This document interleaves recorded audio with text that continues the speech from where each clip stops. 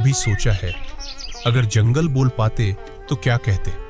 हर पत्ते की सरसराहट में, हर जानवर की आंखों में छुपी है एक पुकार, एक कहानी जो सिर्फ सुनने की नहीं, महसूस करने की है।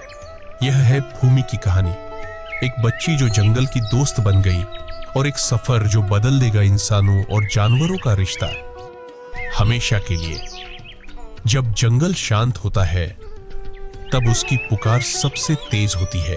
अगर आपको हमारी कहानियां पसंद आती हैं तो वीडियो को लाइक करें, अपने विचार कमेंट में बताएं और चैनल को सब्सक्राइब करना न भूलें और बेल आइकन दबाएं और ऑल नोटिफिकेशंस चालू करें ताकि हमारी हर नई कहानी सबसे पहले आपके पास पहुंचे। इसे अपने दोस्तों और परिवार के साथ शेयर करें ताकि वे भी इन अद्भुत कहानियों का आनंद ले सकें। कुछ समय पहले की बात है, तेलंगाना में 400 एकड़ में फैले कांचा गचीबावली का घना जंगल। रात का समय था और चांदनी में डूबा हुआ विशाल बरगद का पेड़। हर तरफ शांति थी और सिर्फ झींगुरों की आवाज सुनाई देती थी।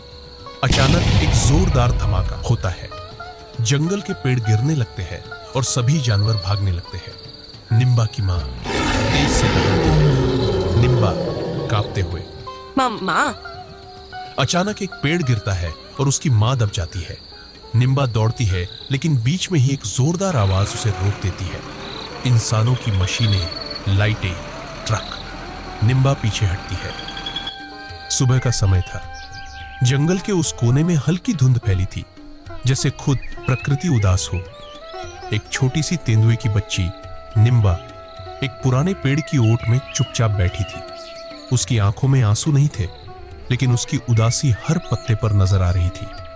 उसने अपनी मां को इंसानों के काटे पेड़ों और गरजती मशीनों के बीच खो दिया था। उधर जंगल के जानवरों की एक सभा हो रही थी। टुम्बो हाथी अपनी गंभीर आवाज में बोला, एक और पेड़ गिरा दिया गया, अब खतरा हमारे दरवाजे पर है, हमें एक होना होगा। चकोरी लोमड़ी ने आगे आकर कहा, अब और छुपने का वक्त नहीं, हमें जंगल की आवाज बनना होगा। रिमजी हिरण गुस्से से बोली, लेकिन हमारे पास योजना क्या है? अकेले हम क्या कर लेंगे? तभी आकाश से उड़ता हुआ बूझो तोता आया और सबकी नजरें उस ओर मुड़ी जहां निम्बा छिपी थी। और देखो, हमारी सबसे छोटी योद्धा भी हमारी बात सुन रही है। सभी की निगाहें अब उस मासूम बच्ची पर थी। निम्बा अपनी जगह से उठी। उसकी आंखों में अब डर नहीं, संकल्प था। वो बोली, मैं अपनी माँ को ढूंढूंगी और अपने जंगल को भी बचाऊंगी। कुछ पल के लिए सन्नाटा छा गया। फिर टुम्बो ने धीरे से कहा, बेटी, ये लड़ाई कठिन है, पर अगर तुम साथ हो तो उम्मीद भी जिंदा है। चकोरी ने मुस्कुराकर कहा, अगर हम सब साथ खड़े हों तो शायद हमारा जंगल फिर से गा सके। और उस दिन एक नई शुरुआत हुई, जहां एक बच्ची के साहस ने पूरे जंगल को एक सूत्र में पिरो दिया। घने जंगल में एक सूखा रास्ता था। उस रास्ते पर 3 साए धीरे धीरे आगे बढ़ रहे थे। निम्बा, रिमजी, बूझो। वे तीनों इंसानों के कैंप की ओर बढ़ रहे थे। बूझो ऊपर से उड़ता हुआ निगरानी कर रहा था। उसने फुसफुसाकर कहा, नीचे एक बड़ा तंबू है, मशीनें हैं, आदमी है और ढेर सारे कटे हुए पेड़ हैं। निम्बा की आंखों में गुस्सा था। इन्हीं लोगों ने मेरी माँ को मुझसे छीना है। रिमजी बोली, निम्बा, संभल कर बोलो, यहाँ हर आवाज खतरा बन सकती है। वे चुपचाप एक ऊंचे चट्टान तक पहुंचे जहां से इंसानों का कैंप साफ दिख रहा था। वहां एक ठेकेदार खड़ा था, विक्रम। मोबाइल पर बात करते हुए उसकी आवाज दूर तक गूंज रही थी। कल तक ये पूरा जंगल साफ हो जाना चाहिए, फिर यहाँ हमारा ड्रीम रिसोर्ट बनेगा। निम्बा ने अपने पंजे जमीन में गाड़ दिए और गुस्से में बोली, रिसोर्ट? ये तो हमारा घर है। तभी एक नर्म आवाज हवा में तैरती हुई उन तक पहुंची। एक लड़की भूमि कैमरा और नोटबुक हाथ में लिए बोल रही थी, आप ये नहीं कर सकते अंकल, ये जंगल संरक्षित है, पेड़ काटना अवैध है।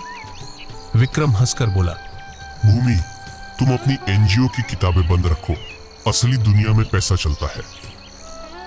लेकिन अब जंगल की निगाहें भूमि पर थी। निम्बा ने पहली बार देखा कि कोई इंसान जंगल के लिए लड़ रहा है। वो बूझों से धीरे से बोली, वो लड़की, क्या वो हमारी मदद कर सकती है? बूझो की आवाज में उम्मीद थी। अगर इंसानों में कोई अच्छाई बची है तो शायद वही है। रिमजी बोली। हमें ये खबर बाकी सबको देनी होगी। तीनों जंगल की ओर लौट गए, लेकिन भूमि वहीं खड़ी रही। उसकी आंखों में अब डर नहीं, जिज्ञासा थी। जंगल के बीचों बीच एक बड़ा मैदान था। वहां जानवरों की सभा लगी थी। सबकी निगाहें बीच में खड़े 4 प्राणियों पर थी, निम्बा, बूझो, रिमजी और टुम्बो। चकोरी एक ऊंची चट्टान पर खड़ी होकर आत्मविश्वास से कहा, अब छिपने का वक्त नहीं है। ये जंगल सिर्फ हमारा घर नहीं, हमारी पहचान है। टुम्बो ने गंभीरता से पूछा, पर बिना योजना के नहीं चलेगा। निम्बा, तुम इंसानों के कैंप से लौटी हो, क्या देखा? निम्बा बोली। वहां मशीनें थी, इंसान थे और एक लड़की, भूमि। उसने विक्रम नाम के ठेकेदार को रोका था। मुझे लगता है वो हमारी मदद कर सकती है। भीड़ में फुसफुसाहट हुई। कुछ जानवर डरते थे, कुछ गुस्से में थे। रिमजी ने संदेह से पूछा, हम इंसानों पर कैसे भरोसा करें? बूझो मुस्कुराया। अगर कोई इंसान अच्छा निकले तो उसे चौंकाने में मजा ही कुछ और है। अब सभी की आंखें चकोरी की ओर थी। वे एक गुफा में थे। असली रणनीति बन रही थी। नक्शा, चिन्ह, योजना, जानवर अब जंगल को बचाने के लिए तैयार हो रहे थे। चकोरी बोली, हम जंगल को आवाज देंगे, पेड़ों पर निशान बनाएंगे, नदी को जाम करेंगे और कैमरों को धुंध से ढक देंगे। टुम्बो ने पूछा, और भूमि? निम्बा ने कहा, मैं उससे मिलूंगी, उसे दिखाऊंगी कि हम भले बोल न सकें, लेकिन हमें सब सुनाई देता है। जंगल के एक शांत कोने में भूमि अकेले बैठी थी। वह स्केचबुक में एक तेंदुए का चित्र बना रही थी। अचानक उसे एहसास होता है कोई उसके पास है, लेकिन वह डरती नहीं, मुस्कुराती है। निम्बा झाड़ियों से बाहर आती है। दोनों की आंखें मिलती हैं। भूमि धीरे से बोली, तुम वही हो ना, उस रात की तेंदुआ बच्ची? निम्बा सिर झुकाती है, फिर भूमि के पास बैठ जाती है। 2 प्राणी, एक इंसान और एक जानवर, जिनकी भाषा अलग है पर भावना एक है, जंगल की रक्षा। फिर भूमि ने नक्शे, स्केच और कैमरे दिखाते हुए कहा, विक्रम अंकल जंगल के बीचों बीच एक डैम बनवाना चाहते हैं। इससे पूरा इलाका सूख जाएगा। निम्बा का दिल कांप गया। उसने पंजा जमीन पर मारा, गुस्से में। फिर शांत होकर नक्शे की ओर इशारा किया। वो जानती थी कि सही हमला कहां करना है। भूमि आश्चर्य में बोली, क्या तुम मदद करोगी? निम्बा ने हां में सिर हिलाया। अब यह सिर्फ दोस्ती नहीं थी, एक गठबंधन था, इंसान और प्रकृति के बीच। सुबह का उजाला फैल रहा है। उधर जंगल के योद्धा तैयार हो रहे थे। चकोरी, टुम्बो, रिमजी, बूझो सब जानवरों को उनकी जिम्मेदारी सौंप रहे थे। टुम्बो, हम हिंसा नहीं करेंगे, हम समझदारी से लड़ेंगे। यह जंगल की लड़ाई है, पर शांति से। चकोरी ऊंचाई से बोलती है, हम सिर्फ अपने लिए नहीं, आने वाली पीढ़ियों के लिए लड़ रहे हैं। हमें जंगल की आत्मा को बचाना है। पेड़ों पर निशान बनाए जा रहे हैं, झील में पानी को मोड़ा जा रहा है, पक्षी आकाश में चेतावनी की तरह उड़ रहे हैं, जानवर मशीनों में कीचड़ भर रहे हैं, और निम्बा व बूझो कैमरे के सामने खड़े होकर अलार्म ट्रिगर करते हैं। विक्रम बाहर आता है, गुस्से में चिल्लाता है, फिर वही जानवर, अब तो सबक सिखाना पड़ेगा। दूसरी ओर भूमि जंगल विभाग के दफ्तर में जाती है। वो अधिकारी को कैमरे की वीडियो फुटेज दिखाती है। देखिए सर, विक्रम ने संरक्षित इलाके में अवैध कटाई की है और ये जानवर ये विरोध कर रहे हैं। अब इंसान भी सुन रहे हैं, सिर्फ बोल नहीं, प्रकृति की पुकार भी। जब जंगल की आत्मा जागती है तो हर पेड़, हर परिंदा, हर नदी उसकी आवाज बन जाता है। और तब एक तूफान उठता है, चेतावनी का, उम्मीद का और बदलाव का। प्रकृति चुप हो सकती है, पर जब उसकी पुकार उठती है तो उसे अनसुना करना असंभव होता है। दोपहर का समय था। जंगल की हवा थमी हुई थी। पक्षी चुप थे, पेड़ स्थिर, लेकिन हर पत्ता, हर प्राणी एक तूफान से पहले की शांति महसूस कर रहा था। फिर दूर से गड़गड़ाहट सुनाई दी। 4 ट्रक, 2 बुलडोजर और कई मजदूर, और उनके बीच विक्रम, लालच और क्रूरता का प्रतीक। आज कोई नहीं बचेगा, ये जंगल अब मेरा है। वह चिल्लाया। लेकिन जैसे ही वह आगे बढ़ा, जंगल ने जवाब दिया। पेड़ों से लटकती बेलें गिरकर बुलडोजर को रोक देती है। झील का पानी बहकर कीचड़ में बदलता है। रास्ता बंद हो जाता है। आकाश में पक्षियों का झुंड उड़ता है, शोर मचाता है। मजदूर पीछे हटने लगते हैं। सर, कुछ तो गड़बड़ है। ये जंगल खुद लड़ रहा है। दूसरी ओर जंगल के असली रक्षक निम्बा, रिमजी, चकोरी और टुम्बो रणनीति के अनुसार एक एक कर मशीनों को निष्क्रिय कर रहे हैं। चकोरी ट्रक के ब्रेक वायर काट देती है। रिमजी की तेज दौड़ से मजदूर डरकर भाग जाते हैं और निम्बा अकेली होकर भी मशीनों के सामने सीना ताने खड़ी है। विक्रम चिल्लाता है, ये सिर्फ एक तेंदुआ है, हटाओ इसे। लेकिन अब मजदूर उसकी बात नहीं मानते। उनकी आंखों में डर नहीं, जागरूकता है। भूमि एक टीवी रिपोर्टर को लाइव वीडियो दिखा रही है। जंगल खुद पुकार रहा है। अगर आज हम नहीं सुनेंगे तो कल कोई जंगल नहीं बचेगा। रिपोर्टर बोलता है, ये विरोध नहीं, ये एक संदेश है।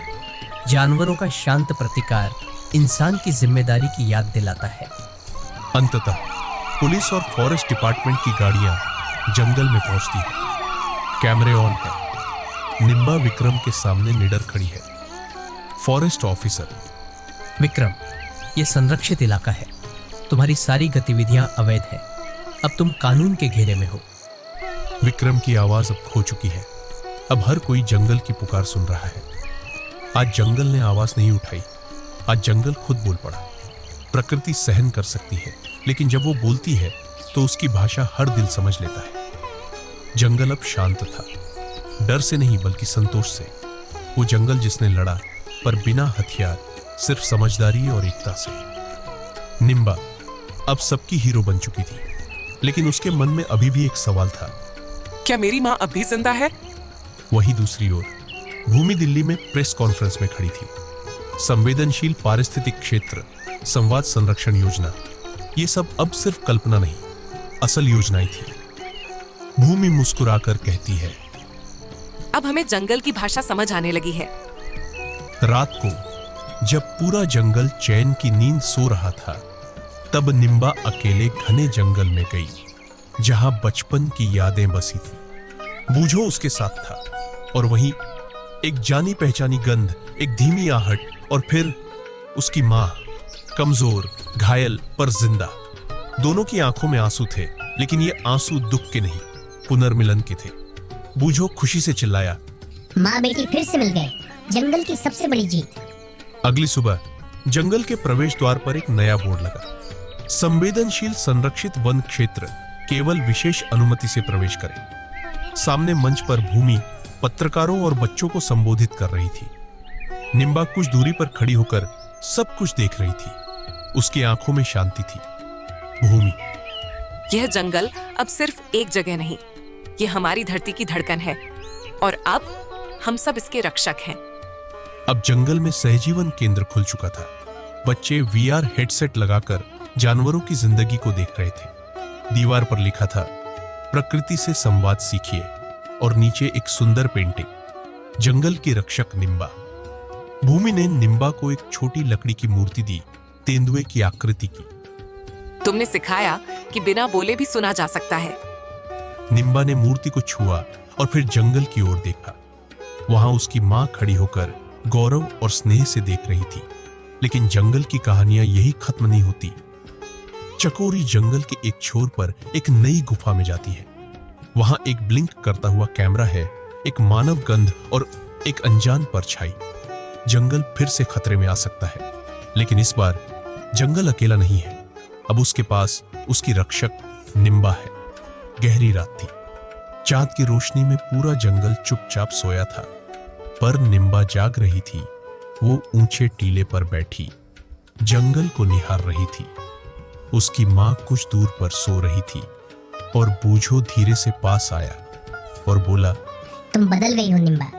पहले तुम सिर्फ खोई हुई थी, अब तुम दिशा बन गई हो। निम्बा मुस्कुराकर बोली, अब मुझे समझ आया है, जंगल की पुकार सिर्फ डर में नहीं उठती, ये प्रेम में भी सुनाई देती है। लेकिन दूसरी ओर जंगल फिर से कुछ कह रहा था। चकोरी और रिमजी उस गुफा के बाहर खड़ी थी, जहां से रोशनी और मशीनों की आवाजें आ रही थी। रिमजी ने कहा, कोई फिर से जंगल में घुस आया है चकोरी चिंतित होकर बोली। और इस बार ये कोई आम इंसान नहीं लगता। इसी समय भूमि सहजीवन केंद्र में कंप्यूटर पर निगरानी कैमरों की फुटेज देख रही थी। अचानक स्क्रीन ब्लिंक हुई, फिर ब्लैक। एक फाइल अपने आप खुल गई। उस पर लिखा था project silent green PHS-2 started. Bhumi चौंक गई। ये तो कोई पुरानी मिलिट्री योजना जैसी लगती है। जंगल अब सोया नहीं था, वो सांसें रोककर आने वाले तूफान को महसूस कर रहा था। टुम्बो चिंतित होकर निम्बा के पास आया और बोला, हमने अभी अभी जंगल को बचाया है, लेकिन असली लड़ाई शायद अब शुरू हो रही है। निम्बा बिना डरे बोली, मैं तैयार हूँ। अगर जंगल फिर पुकारेगा मैं फिर दौड़ूंगी। निम्बा एक ऊंचे पेड़ पर चढ़ती है। वहां से वो पूरे जंगल को देख रही है।